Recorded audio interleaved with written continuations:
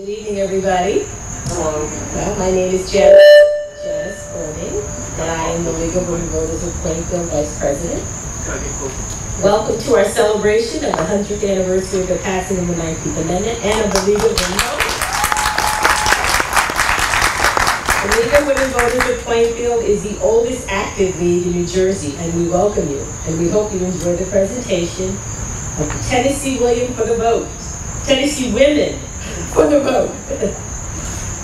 We have good stuff at the table here. We have registration for voter registration forms. We have applications to join the league, and we hope you take a minute to kind of look over our information and sign up for one or the other, or vote. We have Justine working the table, and we have Catherine.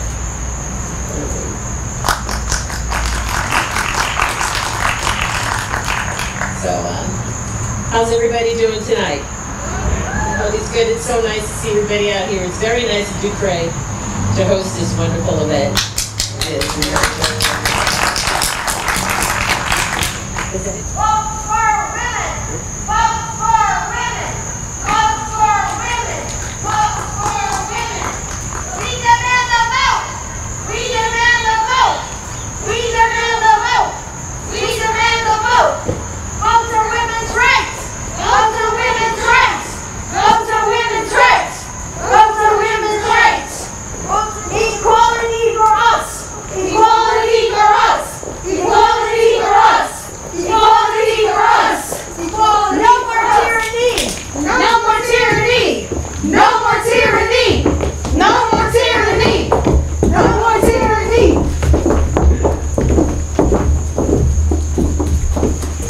I am Catherine Talty Kenny, and on behalf of the Tennessee Equal Suffrage Association and the Tennessee League for Women Voters, we say, votes for women!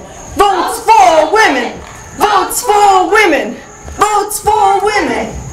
Thank you for your support of the women vote. Today we need you now more than ever, for in Tennessee we stand on the precipice of the woman vote.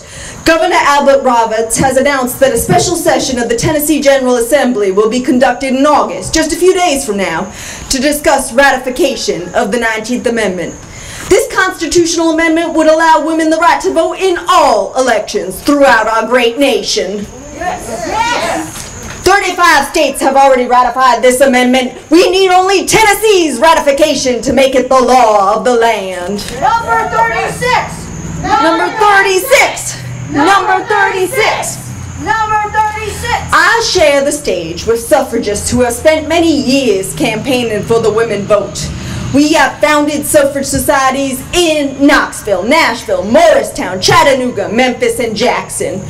We have campaigned for the woman vote at a time when it is thought by many that a woman's place is in the home, and that like children she should be seen but not heard. I'm here today to say that we will be heard! We will be heard! We will be heard! Calm down, please calm down. Yes, we will be heard, but we will not stoop to violence for the cause. That being said, I have with me here today a true revolutionary heroine on behalf of women. A woman who has picketed the White House and risked everything for the woman vote. Miss Sue Shelton White of Jackson, Tennessee. Though some of you may not agree, Miss White has the distinction of being the only Tennessean to be arrested for her suffrage work. Yes! She will tell us now of her ordeal. Miss White?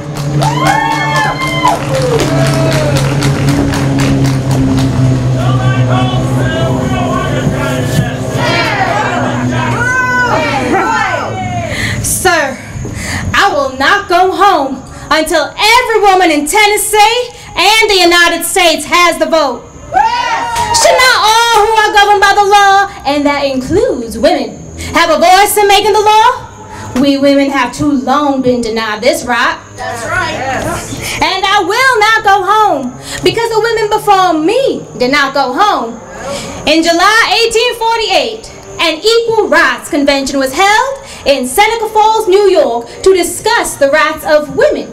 Yes. Convention attendees resolved that woman is man's equal, was intended to be so by the Creator, and nothing but the highest good of the race demands that she should be recognized as such. They said the history of mankind is a history of repeated injuries and usurpations on the part of man toward woman, having indirect object and absolute tyranny over her. In response to this tyranny, the women of the Seneca Falls Convention resolved that it was the duty of the women of this country to secure to themselves their right of an elective franchise. But now, in 1920, 72 years later, we women still do not enjoy the right of the ballot box. The women of Seneca Falls do not go home, and by their examples, neither will I. Mrs. Kenny asked me to come today to share my story of being arrested for my suffrage work. 2 years ago, I moved to Washington, D.C. and joined the greatest crusade for the women vote, led by the NWP, the National Woman Party. One of our objectives was to secure President Woodrow Wilson's support of an amendment that would give women the vote. The president appeared to be in support of such an amendment. He told French feminists at the Paris Peace Conference that he supported democracy and freedom for all. But 1919, when the amendment was to come up for another vote in Congress, the president did not push the Democratic senators to vote for its approval. To get the president's attention, members of the NWP picketed the White House. There, we burned the president's hypocritical words on pieces of paper in small bonfires we called the Watchfires of Freedom. But the president continued to ignore us. And soon, it appeared we would lose the Senate vote. We had to take a more drastic approach. To get the president's attention, I was asked to lead a large group of suffragists from 22 states in a march to the White House to rally for women's suffrage, which would result in a climax that would be so radical that the police would have no choice but to arrest us. That we would be arrested was certain, but we also ran the risk of being attacked by gangs of rowdy men and boys who always harassed us at suffrage events. Was I brave enough to march to the White House and conduct such an unforgivable deed? Friends back home in Tennessee discouraged me, fearing for my safety. Ultimately, I agreed to lead the march. Our march to the White House began on Sunday afternoon at 4:30, the eve of the Senate vote. About 75 women of the NWP walked in silence as Ramai held high the American flag and others carried banners that said, "The President is responsible for the betrayal of American womanhood," and "President Wilson is to saving the world." Some carried the watchfire urn and kerosene-soaked logs for the fire. But as we approached the White House, I began to have self-doubts again. What will my friends and family think of me? Are we going too far? Is such an act appropriate for me, a woman? The closer we got to the White House, the more quickly my heart beat. Then we arrived. Louisine spoke first. "In every Anglo-Saxon country in the world," she said, "including our mortal enemy of the last war, Germany, women are enfranchised, but not in the United States." While she spoke, the fire was lit as I stepped forward with a paper doll drawn in the image of President Wilson. This time, not just the president's words would burn. There was a flash of fire as I dropped the president's effigy into the flame and shouted, "We burn not the president of a free people, but the leader of an autocratic party organization whose tyrannical power holds millions of women in political slavery." Almost immediately, I was rushed by policemen and roughly pushed into a waiting patrol wagon. I was shaken, but proud. I and others were taken to the old workhouse jail, where we were thrown into dark, rat-infested cells, and we slept on damp straw beds covered by cockroaches, and endured the cold severity of which I have never experienced. As planned, we would not eat the wormy bread they set before us. Instead, we went on a hunger strike, and in 5 days we were released. Congress did not pass the 19th Amendment the next day after the rally as we had hoped, but it did in 1919 June, setting the stage for the battle of state ratification we have today in Tennessee. Burning the president in effigy was one of the most difficult things I was ever asked to do. The greatest sacrifice I have ever made. And nothing but the deepest conviction could have moved me to do it. Mrs. Kenny, I am honored to have served the cause this way. We Southern women have lagged behind our Northern sisters in the movement to win the right to vote. But in Tennessee, we can be proud that we have taken a more active part among the Southern states. Present with me on the platform are Tennessee women who have campaigned for women's suffrage. Among them is Mrs. Martha Elizabeth Alice of Memphis, known as grandmother of the Memphis League for Women Voters. We are honored to have her today and invite her to come forward to share the stories of the women who campaigned here in Tennessee and their suffrage work. Thank you, Ms. White. One of the most important functions of our campaign for women's suffrage has been to place women's suffrage literature before the public. We have tried novel ways of distributing the leaflets.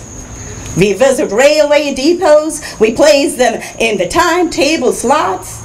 We often mingle among crowds formed by some parade or collected by some unusual occurrence and hand out the leaflets. These are all efforts to gather public support for the 19th Amendment that says that no American citizen can be denied the right to vote based on sex. We believe that if you understand the need for women's suffrage, you will favor it. Today, we have a member of our association distributing some suffrage literature that I hope you would read.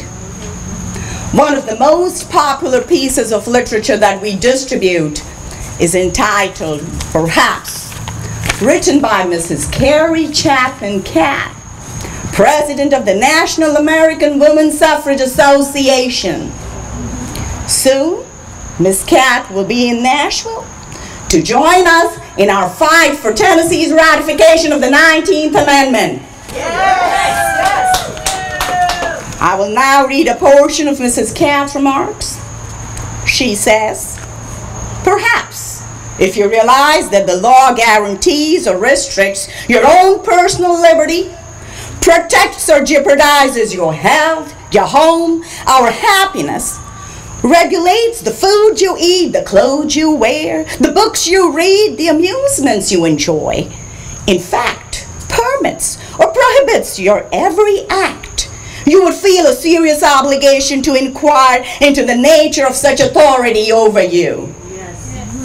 Perhaps, if you knew that the booksellers of Denver reported that they sold more books on civil government and political economy in 6 months after women were enfranchised in that state than in 10 years before, you would be convinced that women appreciate the responsibility of voting and prepare themselves to administer the sacrament of citizenship intelligently.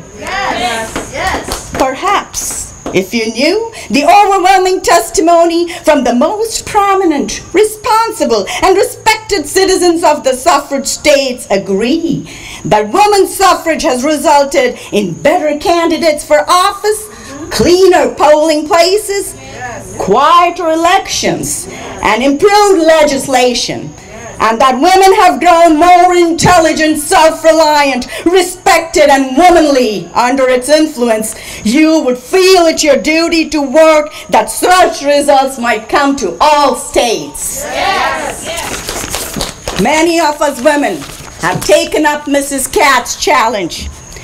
We have sent a petition to the Congress with over 400 letters to support our proposed amendment.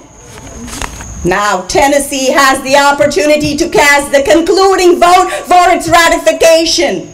We invite you, the citizens of Nashville, to join us in reaching out to the members of the Tennessee General Assembly and demand that they vote for the ratification of the 19th Amendment.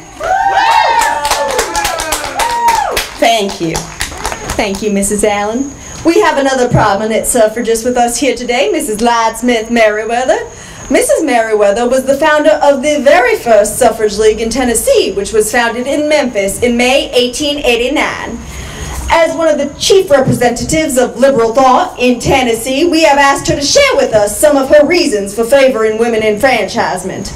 I give you Mrs. Lide Merriweather. I have often been asked why I am a suffragist. Not only by men, but by women who have yet to join the movement. Now, even at this late hour today, there may be some among you who are undecided.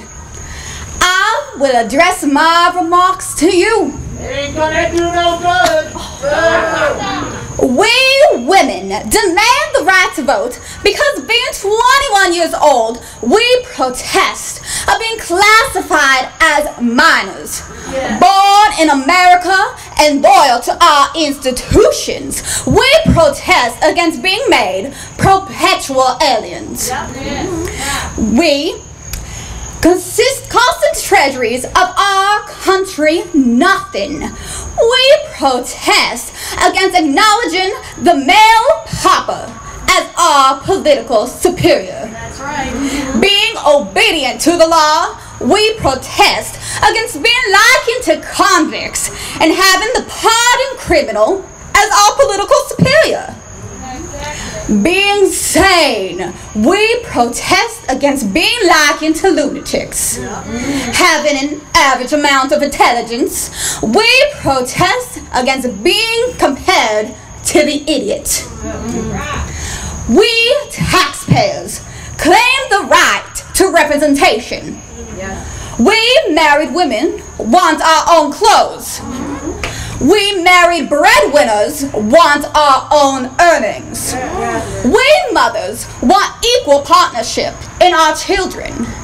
And we educated women want the right to offset the illiterate vote in our state. I am a proud suffragist. This is my suffrage badge. I wear it proudly because it stands for equal rights for all women. As one of the prominent fighters, Susan B. Anthony, for women's enfranchisement once said when she visited Tennessee, we will not rest until a woman's name stands for as much as a man's name. Until a woman's opinion stands for as much as a man's, and that means the ballot. Now, women need the liberty to be able to vote and enter politics if we choose. And only then will we be true citizens of Tennessee and of the United States. Thank you. Thank you, Mrs. Merriweather. Our next speaker is Mrs. Dallas Dudley, who is one of the most influential suffragists in Tennessee. She is founder of the Nashville Suffrage League and is the vice president of the National Women's Suffrage Association. Welcome, Mrs. Dudley. Thank you, Mrs. Kennett. I am delighted to stand for women's suffrage with you and all the other platform speakers whom I admire so greatly. Hold on! Ladies! Before we go any further, I demand to be heard. Excuse me! I demand to be heard. Evening. I am National Attorney John Jacob of Vertrees. and I am here to represent the men's party of the Tennessee State Association opposed to women's suffrage. There are many reasons why women should not be given the vote. Firstly, only those who bear arms should be allowed to vote. Second, as I wrote in my manifesto, which was called to the men of Tennessee on female suffrage, women are too sentimental and emotional to vote on policy matters. And I quote, a woman's life is one of frequent and regular periods marked by mental and nervous irritability to the extent of mental equilibrium being disturbed. Furthermore, I don't believe that the women of Tennessee even want the ballot. And even if they did, the question is not what they want, but what they ought to have. And that question is for men alone to determine. All right, please, indulge me one more moment, please. On the subject of the opposition to women's voting, I would like you to hear from Miss Josephine Anderson Pearson, who is the president of the Tennessee State Association opposed to women's suffrage. Miss Pearson does not live here. She lives in Mount Eagle, but she is here in Nashville to lobby the state legislators to vote against ratifying the 19th Amendment. Would you please tell everybody why you are against women's suffrage?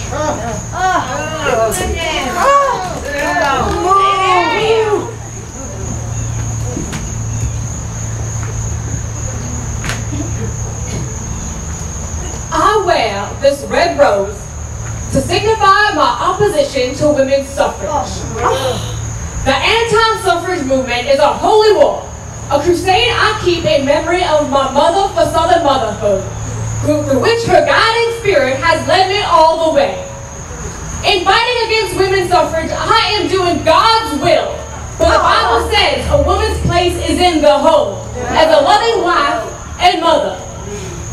You women who ask for the vote are modern Eves who ask for the forbidden fruit that may give its essence of deadly poison in the possible disruption of the home. Can you believe this trap? Why leave the innocent beauty of the home to enter the deadly realm of dirty realm of politics? As Charlotte Rowe, a beloved secretary of the National Association Opposed to Women's Suffrage, says, we are determined to prevent women from descending to the political level of men, which, if accomplished, will cheapen women and draw them into the mire of politics. Furthermore, we believe that women... That is quite enough! You have had your say. Please sit down.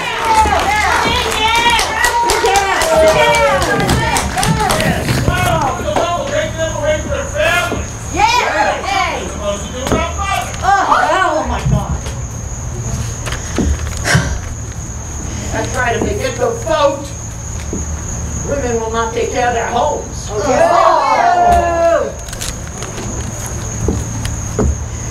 To those who believe that we should not allow women to vote because not all women want to vote, I ask, is that a just reason why those who need the ballot for their own protection should not have it? The ballot is not compulsory, and those who wish to sit in the ashes of an old idea while the phoenix of the new is winging its way toward the dawn shall still have the freedom of their will. To those who are against women's suffrage because it will take women outside of the home, well, let me first state the obvious. Many women already work outside the home. That's right. Secondly, the assumption that all women have comfortable, attractive homes over which they have absolute jurisdiction is false. Moreover, the modern woman needs to vote to protect her home. In days gone by, she was not obligated to ask city government to make sure that her water supply was pure. She was not obligated to lobby a corrupt city council to make sure we have milk inspectors for our children don't have typhoid and tuberculosis. To those who say that a woman will neglect her home for politics, that type of a woman will likely neglect her home for bridge or something equally less vital. I predict that the cradle will be rocked, the dishes washed, and all by feminine hands, even if it takes women 30 minutes to vote. Yes! Anyway, Mrs. Dudley. This objection is constantly advanced by a woman who has all the time in the world to have her hair curled, her nails manicured, her gown trimmed, and who thinks the giving of a pink tea one of the more serious things in life. Give us the opportunity to take politics seriously. Give us the right to vote, and we will make the time to vote.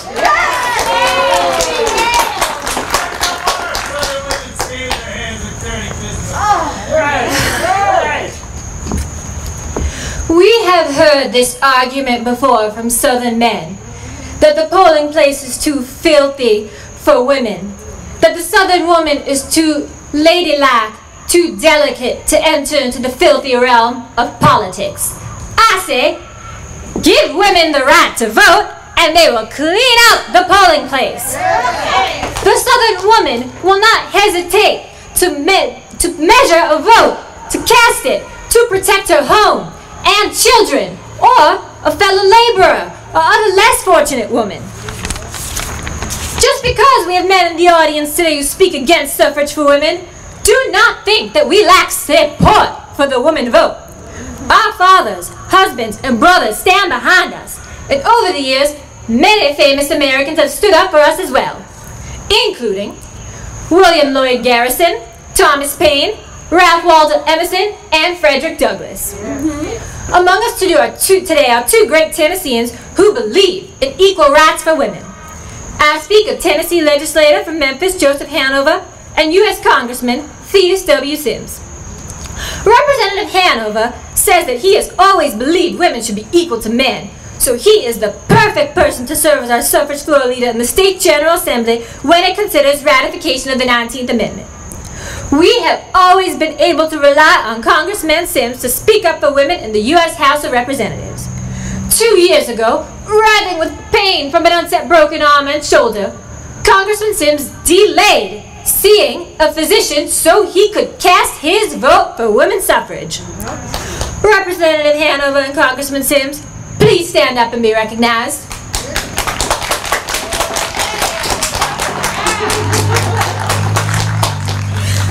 Also, I have a letter from Memphis attorney Gustin T. Fitzhugh, who is not able to be with us today.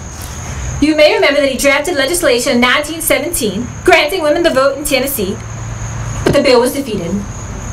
Mr. Fitzhugh writes, I favor the enfranchisement of women, both by our state and nation, not only as an act of simple justice to our women, but because I am firmly convinced that it will result in better laws, better officials, better government, market improvement in social and civic conditions, and the advancement of a higher type of civilization. Yes, forward-thinking men support the women vote. Yes. And as to Mr. Vertrees' argument that women should not vote because only men bear arms, well, women bear armies. In conclusion, I have not yet met a man or woman alive who denies that taxation without representation is tyranny. I have not yet met one who denies that government is for the consent of the governed. This is a government of, for, and by the people, and only the law denies that women are people. Women's votes are women's rights. Thank you.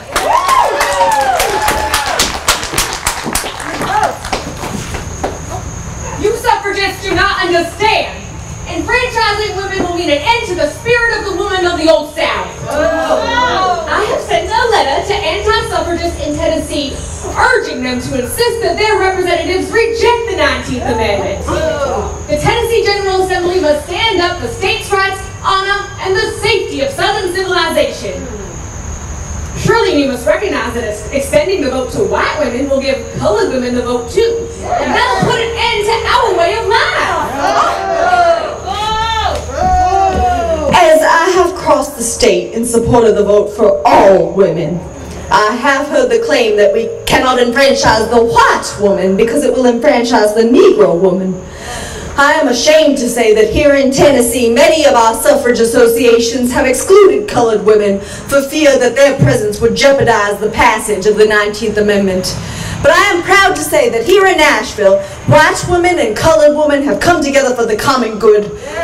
When women were allowed to vote in last year's local election, I conferred with colored women leaders, and together we supported candidates for good government reform in Nashville.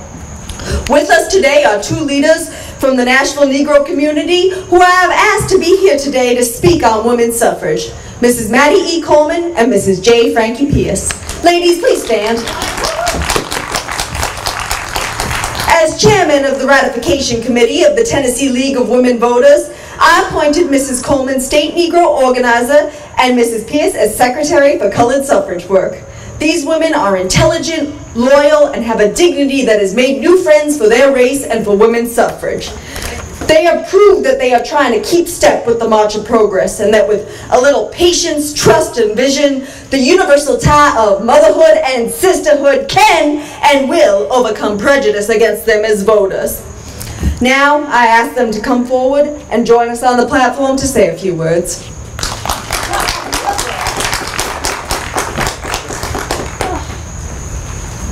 Thank you, Mrs. Kenny. My commitment to women's suffrage is rooted in the church. As a pastor's wife, I seek a purpose and independent role for my husbands for women of both colored and Christian Methodist Episcopal churches. Surely, this is the age of women. Take the women of the church as a whole, and they are the means by which the church succeeds and the gospel is promulgated. Yes. Outside the church, Negro women support reform programs for all women, including pensions for mothers, protective legislation for women and children in the labor force, equal pay for men and women school teachers, settlement houses, and women's suffrage.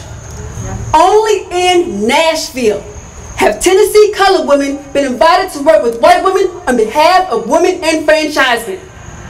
Working with the Negro clubs in Nashville, I helped register us for the 1919 local election. Of the 7,500 women who registered to vote, 2,500 were Negro. And we were 22% of the women who voted in Nashville and Memphis. As promised, Mrs. Kenny, we voted for local reform candidates. All we ask in return is the white women's support for reforms that will benefit us. We have 12,000 women organized in Tennessee who seek a vocational school for our girls. We ask that you support us, and we will support you. Thank you. Mrs. Pierce? I am the child of slaves. My vocation is school teacher. My civic duty is to the advancement of colored women. I am for women's suffrage. Now, some people ask, what will the Negro women do with the vote? Well, we will stand by the white women. We are optimistic because we have faith in the best white women of the country, of Nashville. And we are going to make you proud of us because we are going to help you as we help ourselves. Now, we are interested in the same moral uplift of the community in which you live as we are. We're only asking one thing, and that is a square deal. We want recognition in all forms of government. We want a state vocational school for delinquent girls, and we want a child welfare department of the state and more room in state schools. Now, everyone already knows what we can accomplish when Negro women and white women work together. I'm speaking of Bethlehem House here in Nashville, where they offer educational activities for poor colored children. and also for the delinquent girls. And this group raises money for the school through both the Negro and the white communities. And they administer this through a board and volunteers made up of both races. Now, Mrs. Coleman and I, as well as all of our colleagues across the state, we hope to join you to press for the passage of the 19th Amendment in the Tennessee General Assembly. We shall not be denied the vote. And as Negro suffragists, Lide argued in 1869, speaking to the South Carolina House of Representatives, a woman's vote is a human right. Yes. Now we ask for suffrage, not as a favor, not as a privilege, but as a right. Because we are human beings. Yes. And as such, we are entitled to all human rights. Yes. Thank you.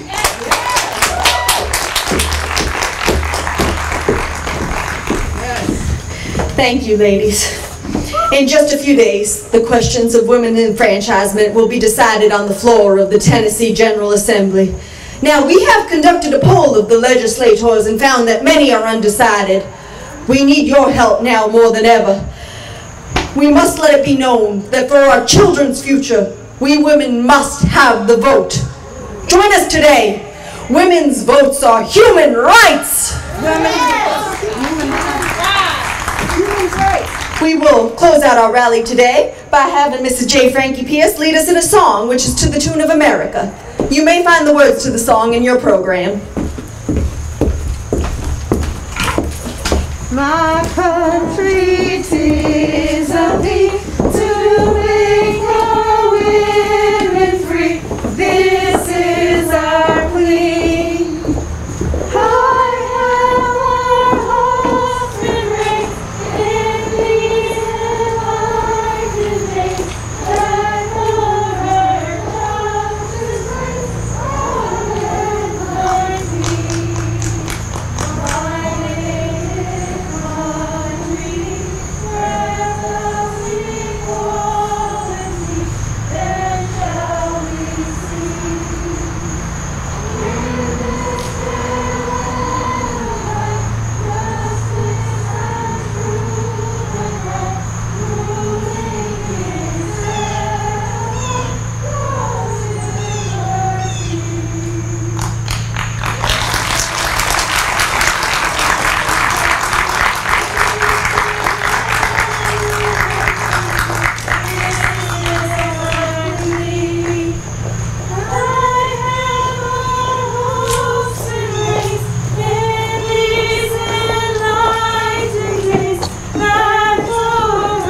God's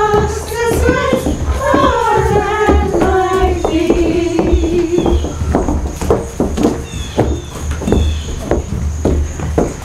Thank you everybody for watching. Before we open up the talk back, I just wanted to thank Ducray, the League of Women Voters, and Tim and Timothy. I know it's been great for all of us to get back to live theater, and I am really moved and grateful, so thank you so much for that. I believe I'd like to ask, starting with the League of Women Voters members, what does the 19th Amendment mean to you, and what does it mean to you to be part of the League of Women Voters? Hello. Dallas Dudley here, proud Plainfield Chapter League of Women Voters member. The 19th Amendment means a lot because it gave us voices, it gave us rights, and it also united women of all colors and all backgrounds. Very inspiring.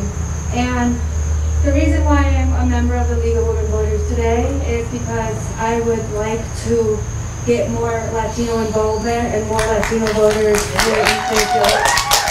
Thank you. And I would also like to get a lot more people interested in local politics because local politics are just as important as national politics. Yes.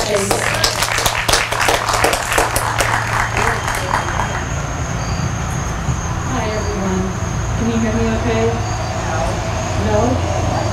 I should shout. My name is Bulge. I'm the secretary of the League of Women Voters in Plainfield. And I came to this group after the election 4 years ago, and I felt that there was a lot I wanted to do to change the situation nationally, but I really didn't have a lot of power over the national situation. But maybe I could do something locally through educating members of the community in whatever the issues were before the public. The 19th Amendment to me is the way that our country holds its population accountable, so that the women that these women represent made it happen. And the law, the 19th Amendment, legal action, made it a different society. So that not just small groups of people could vote, not just one gender could vote, but that everybody could vote. And what it's led to is a wider distribution of people involved in our justice system, in our legal system, in our political system, and what we have to say about how we're ruled. Thank you.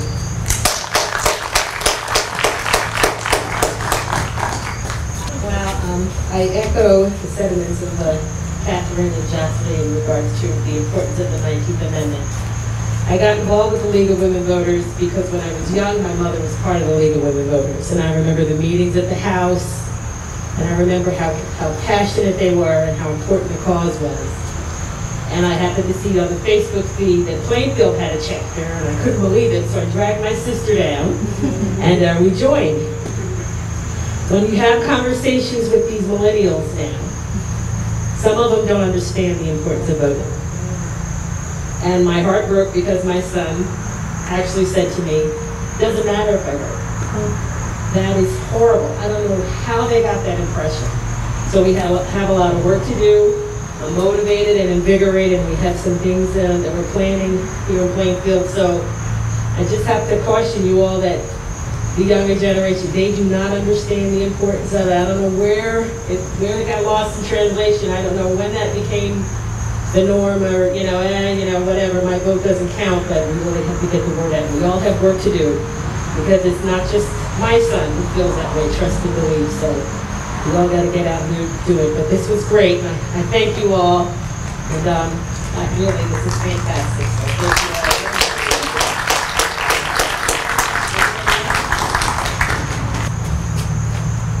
Good evening, everyone. My name is Vertrees. I am co-president of the League of Women Voters of Hillside. We're not as old as Plainfield, we're 37 years. And what brought me to the League of Women Voters, I remember as a young lady watching these powerful women, these well-taught head-crews, sitting in a debate, 2 men for president. I thought that was the most powerful thing I had to see. As I got older and came back in contact and understood who the league was, I had to join. So I've been a member for about 35 years. As far as the amendment, the 19th Amendment, if you look at what's going on today, if women did not have the right to vote, we would not be doing what we're doing at this time. I understand that the countries who have women leaders are the ones who are leading the charge with COVID and finding they're controlling it better than we are because they have women leaders. And that's why we need to continue to not just women in the league, but men as well. Thank you. Hi, I'm Arlene Sincaglia with the League of Women Voters of Berkeley Heights and Providence and Summit. As a child of immigrants, I learned growing up that voting is your most important right. It's one thing that you have in the United States that many other countries don't give their citizens. And that not only was it important to vote, but it was also important to learn about the candidates and to choose candidates that mirror your values. And therefore, I became a member of the League of Women Voters, because an educated voter is the best voter. And everything that affects us comes through legislation. And if we don't vote for the people that make the laws, we're screwed, basically. So, yay, 100 years, congratulations. Thank you again for joining us, and thank you again to Ducray. We so appreciate being here.